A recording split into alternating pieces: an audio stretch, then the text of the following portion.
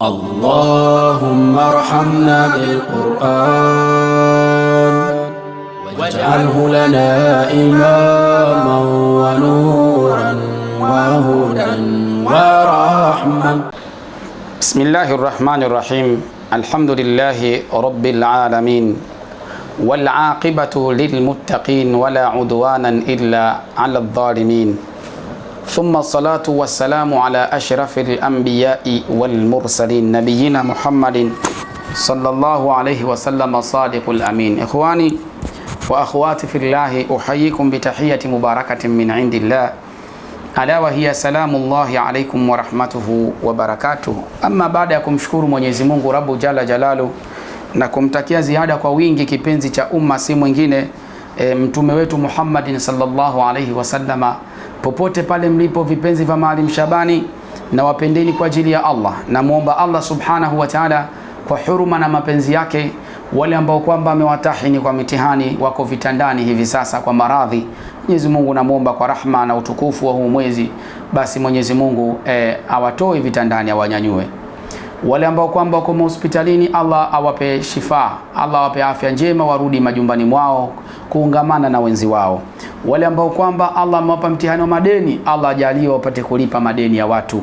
Waliokuwa na makesi mahakamani, Mwenyezi Mungu Azza wa Jalla tuamuomba kwa rehema yake, basi waweze kufanikiwa kwa yale ambayo wanayoendea katika kesi hizo. Wale Mwenyezi Mungu amewatahini wako magerezani, wamefungwa kwa namna moja au nyingine, tunamwomba Mwenyezi Mungu awape subra na uvumilivu, kwa sababu huo ni mtihani miongoni mwa mitihani wa Allah. So kila anayefungwa anafungwa kwamba ni mshenzi, hapana. Mwingine anasingiziwa naam, mwingine imemkuta tu mtihani, mshanifahamu vizuri. Mwingine kweli kafanya kweli kwa kupitiwa, baadaye tayari kashajifundisha anajuta, lakini wote kwa ujumla wake tunamwomba Mwenyezi Mungu awape subra. Huo ni mtihani katika mitihani ya Allah subhanahu wa ta'ala, na mtihani mmoja ni mzito sana, ni mgumu sana. Tunamwomba Mwenyezi Mungu awape subra. Na sisi ambao tuko huku ulayani, tunamwomba Allah subhanahu wa ta'ala atuhifadhi na kila aina ya shari ndogo na kubwa, atuhifadhi na mitihani mikubwa, midogo na mikubwa. Tunamwomba Allah subhanahu wa ta'ala na sisi atupe afya iliyokuwa njema, atupe husnul khatima, mwisho uliokuwa mwema. Allah tujalie tufanye ibada mpaka mwisho wa pumzi zetu. Allah tujalie iwe ni sababu ya ibada zetu, iwe ni sababu ya kutuingiza peponi.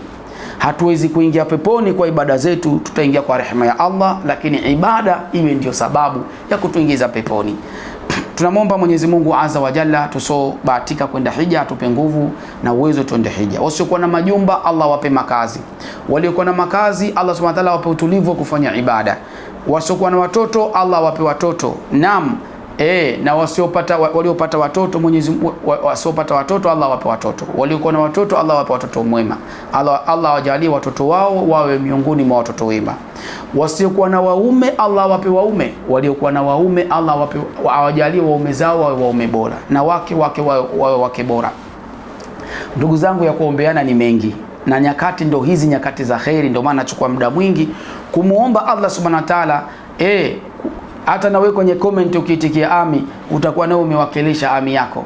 Hata ukiitikia mwenyewe tu kimoyoni amin, inawezekana muda tunaoomba ndio muda sahihi.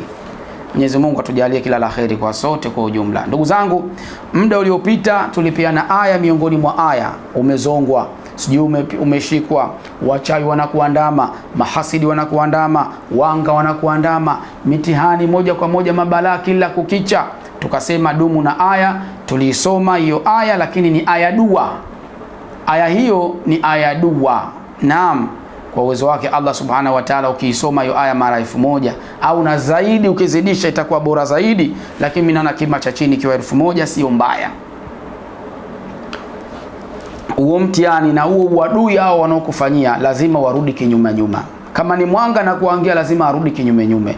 Aya yenyewe tukasema inasomeka hivi: sayuhzamul jamu wa yuwalluna dubur. Aya ukiona ni ndogo sana, lakini wallahi ni aya nzito. Hii tulielekeza katika kipindi kilichopita.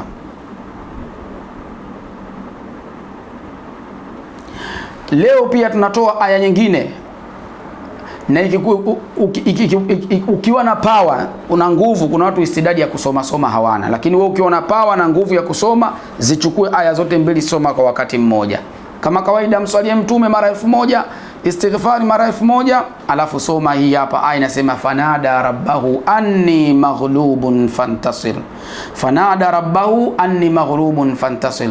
Asa utasimama utairudia hii aya kwa kusema anni maghrubun fantasir. Fanada rabbahu anni maghrubun fantasir. Anni maghrubun fantasir. Fanada rabbahu anni maghlubun fantasir. Fanada rabbahu anni maghlubun fantasir. Irudie hiyo aya. Ukiweza jumlisha na ile pale sayuhzamul jam'u wa yuwalluna ad-dubur. Sayuhzamul jam'u wa yuwalluna ad-dubur. Ukishindwa soma hii. Hizi ni aya za mazonge, mtu ambaye kashangaika naona hapana. Na zipo nyingi tutaelekezana. Kaa chini, tia udhu kwa adabu, vuta hisia kana kwamba Allah yuko mbele yako na Allah anakusikia, na soka na kwamba Allah anakusikia. Allah anakusikia kweli, Allah anakuona kweli, lakini uoneshe ule usikivu kama Allah yuko hapa. Kwenye akili yako ikuchukulie kana kwamba anakusikia, Allah yuko hapa. Usitengeneze kwamba Allah yuko mbali. Allah yuko karibu. Ndio maana hata ukinong'ona, ukiteta, basi Allah subhanahu wa ta'ala yuwakusikia. Yanayozungumza kwenye moyo wako Allah anayasikia. Je, yale utakayoyasema kwa mdomo? Mmoja katika watu alikuwa akimfanzia wema mamake, mzazi wake, akimlisha, akimvesha, akimfanyia mambo mazuri yote. Hakuwahi kumgunia hata kwa siku moja kusema nimechoka leo, hapana. Lakini mtu huyu siku ya kufa malaika walishangaa, huyu mtu anaingizwa motoni, mpaka wakaenda kumuuliza Mwenyezi Mungu Subhanahu wa Ta'ala, kulikoni kuhusu huyu mtu? Sisi ndio tumekuwa mashahidi. Malaika mpaka wanakutolea ushahidi wewe kuwa ni mtu wa kheri. Si jambo dogo, wewe ni mtu wa kheri kweli.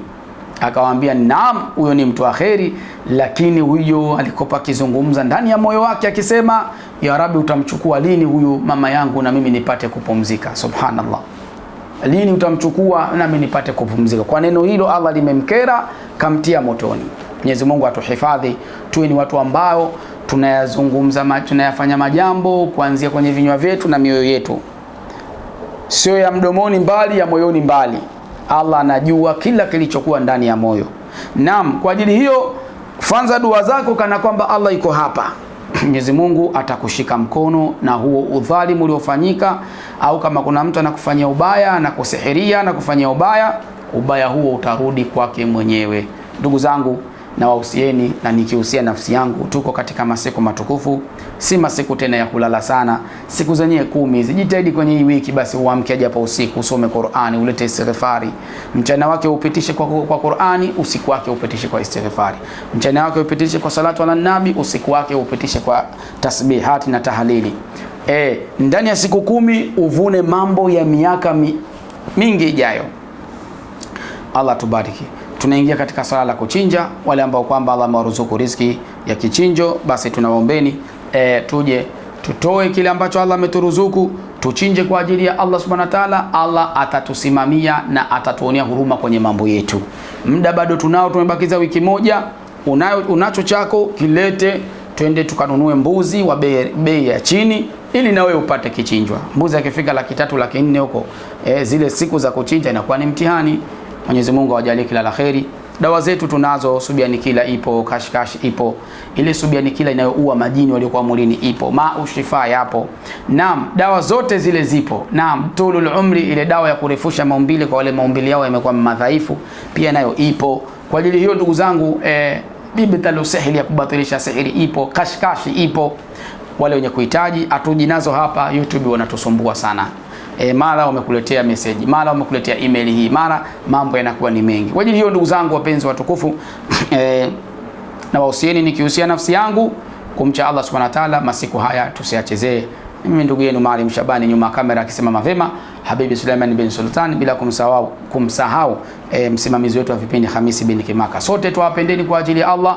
Uhibbukum fillah. Wassalamu alaikum wa rahmatullahi wa barakatuh, wa ila liqa. Kile kituo chako pendwa cha tiba asili na dua cha Shifa chini ya Maalim Shaban sasa kinatibu magonjwa yote sugu ikiambatanishwa na visomo mbalimbali. Yes, Shifa wanatibu presha, matatizo ya kichwa, matatizo ya macho, kisukari, miguu kufa ganzi, kutoshika ujauzito au kuharibika kwa ujauzito, matatizo ya nguvu za kiume, nuksi, mikosi, mashaitan pamoja na vifungo vya uchawi. Njoo wewe na familia yako uondokane na matatizo uliyokuwa nayo. nayo. Kwa mawasiliano zaidi piga simu namba 0755 78 24 78 au 0717 28 42 42 na 0625 57 52 72. Ummu Shifa, ukipona wewe na taifa pia limepona. Wote mnakaribishwa.